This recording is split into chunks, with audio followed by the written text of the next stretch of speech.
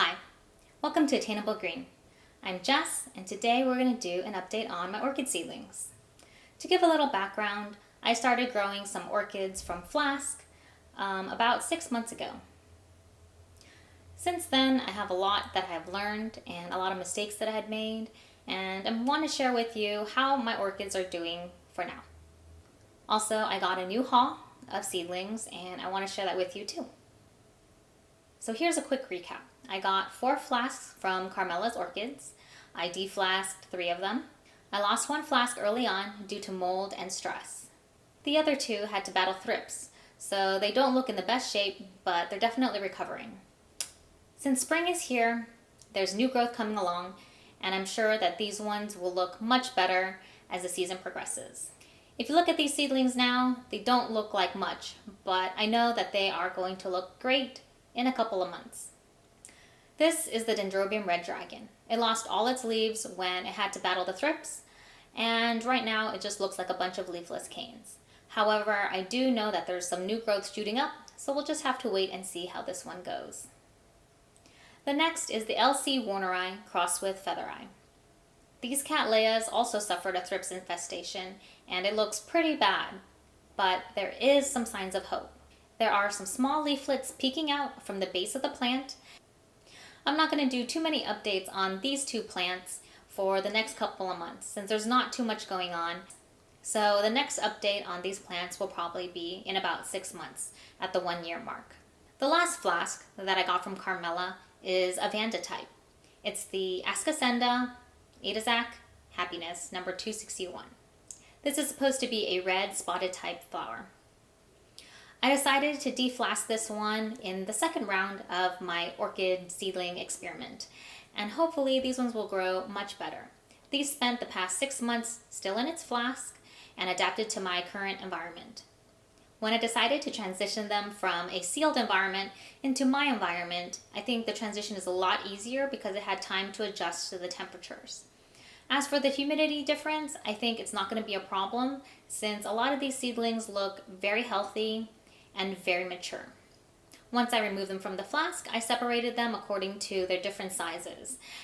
These seedlings were really easy to deflask because the roots weren't tangled up with each other and it came away from the media really easily. That made it a lot easier to separate each individual seedling and pot them up. I decided to pot them in a compote with sphagnum moss. Given that these seedlings are a little bit more mature and much further along, I think they will have no problem adjusting.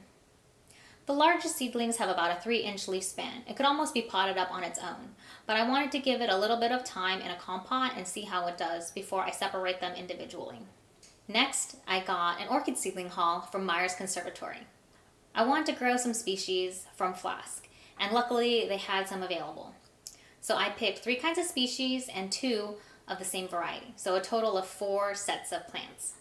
These plants were much easier to deal with than my previous haul because the plants were already deflasked and the agar media was already removed. All that's left is to pot them up and help them grow.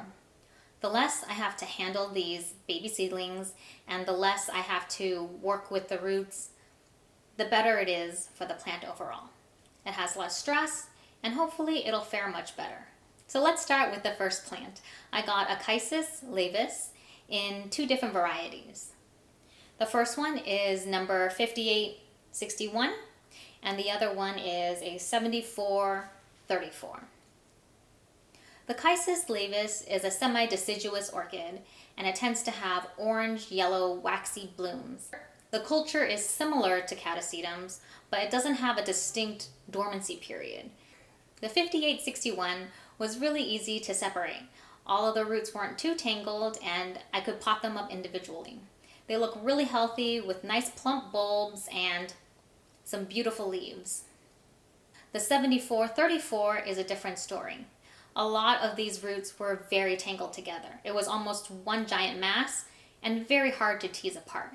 I decided that I'm just going to leave them all together in one giant compote because if I disturb the roots too much, I might just break too many roots and cause a setback, and that I definitely do not want. So I'm going to leave them as one mass, one compote, and if there's any trouble with these plants, then I will have to separate it. But for now, I'm going to keep them together and see how it does. Since I have two varieties of the same species, it's going to be interesting to see the difference in how it grows between a separated compote and one that's grown together. The next species is the Rhyncholaelia glauca. Now this is a beautiful Cattleya alliance plant.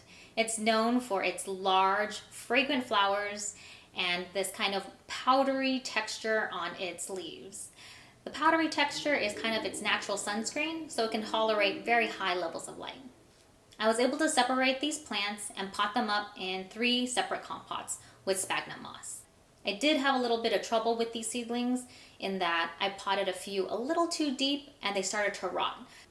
So I may have to change the setup for this and keep it a little bit on the drier side to prevent any rot, but for now I think it's going to be okay.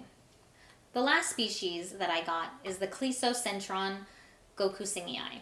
This is a vanda type orchid with terete leaves and true blue small flowers. Sounds like a lot, and basically it means that it has needle-like leaves. I first saw this plant at an exhibit from Andy's Orchids and it just blew me away, and I had to get something like this.